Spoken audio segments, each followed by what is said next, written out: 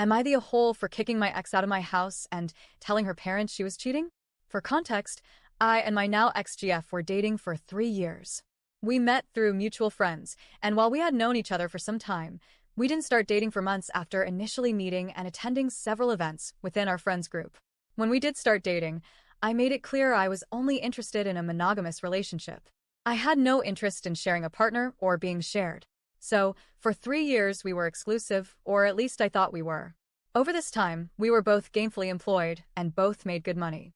Yes, I made more money, but she was by no means a pauper. I had my own house. I purchased a nice fixer-upper and spent the better part of the last 4 years and most of my savings restoring and upgrading it. She helped me with some of the basic stuff like painting and cleaning, but most of the meaningful work was done by family and contractors. But I did appreciate that she wanted to contribute. Oh, and one other thing, I bought the house the year before we ever met. This is relevant. Well, at roughly our 3-year mark, her lease was about to expire, and she suggested we move in together. I would be lying if I said I wasn't apprehensive, but I did feel it was time to move into the next stage of our relationship. I put on a smile and told her it was a great idea, so she made her plans just as the final work was being wrapped up on the house. I was putting in solar panels, a tankless water heater, and a water softener. The same weekend I was enjoying my now-finished home was also the weekend she moved in. She, along with all her girlfriends, did the moving. My house was full of clucking hens discussing how they were going to redecorate and turn my man cave into a house that reflected her style and taste, all while giggling as though I had no choice. One of my favorite possessions was my collection of vintage full-size arcade games from the 80s and 90s. I had 7 of them. They were all in my basement, which I had also finished and painted to look like a pool hall and arcade.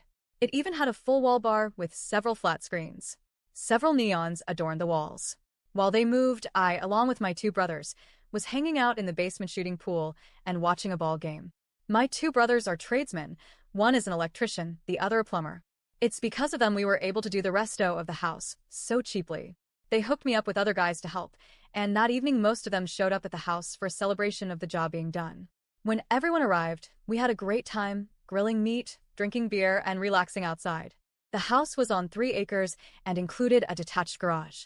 My then GF was about halfway through her move as the guests showed up, and most of the guys helped unload her boxes and, in general, get her stuff out of the way so we could all enjoy ourselves. Many were married and/or had kids, so kids were running around and making a racket. It was a pretty cool scene. I even had a couple of neighbors show up with beer and kids in tow. That's when it all came crashing down. Turns out, my supposedly exclusive girlfriend came face to face with her FWB. He was the brother of my roofer. I am sure he didn't know about me, as he made no effort to hide their relationship when he saw her with her girlfriends, chatting it up in their little pod. I was at the grill flipping burgers as this guy I never met walked across the yard and came up behind her to give her a squeeze. Before I could even get mad, most of the girls were either warning her about her side guy showing up or looking at me to see if I saw what was happening. She had horror in her eyes and immediately turned to see me at the grill, staring her down. She started crying right off, and her friends did their best to get rid of this now very confused guy and shield her by dragging her away. The poor guy was standing there, and I was juggling my emotions trying to decide if rage was the right one to choose. Her best friend ran to me and told me, "It's not what it looks like." I hadn't even said a word or reacted yet, and excuses were already flying. The brother was being yelled at by the girlfriends to leave, while his brother was now involving himself. The whole circus was pretty entertaining to most of the guests, I am sure. My brother came and took over the grill, while my other brother got between me and the FWB.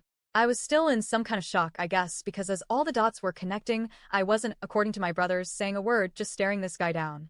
My oldest brother said I looked like I was going to kill him, and my other brother said he was waiting to see if I was going to make a move so he could tackle me. Well, to cut to the chase, I didn't lose my cool. I regained my composure and made my way to my basement. The party did not end either. Weeks later, I recall thinking about how residential building guys aren't going to leave when there is free beer and food. My brother came down to the basement with the FWB. He had talked to enough people to have a rough outline of what was going on. Turns out FWB and X had been hitting it for the better part of the last 2 years. He was unaware of me and came to the basement to apologize, told me man to man he would never have hooked up if he knew she was in a committed relationship, that his ex-wife cheated on him, and that's why he only has FWBs now, but never if they aren't single. She lied to both of us. I guess they work for the same company but in different locations and met at some big company sales event. Well, That's the summary of all that happened leading up to me kicking her ass out that night. She came back the next day with her hens, saying she had a right to live in my house because she did so much work making it what it is. She also said I asked her to move in and she had to cancel her lease and took a loss, so I owed her that money too. Lastly, her circle of friends told me she didn't do anything wrong because we weren't even engaged, let alone married. That I was controlling and insecure, and I needed to man up. Now, both of my brothers and her ex-FWB were still there, along with his brother. They crashed in the spare rooms and available couch space. When her ex-FWB came out, he started cussing her a blue streak and let the hens, whom he knew most of them, have a portion of his anger too. In no time, it was 5 guys, my oldest brother's wife, and my other brother's GF all ganging up on the harpies. My sister-in-law is 5 foot tall, 90 pounds soaking wet, with flaming red hair.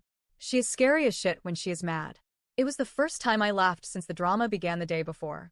Well, my ex was scared, and she and her friends took off.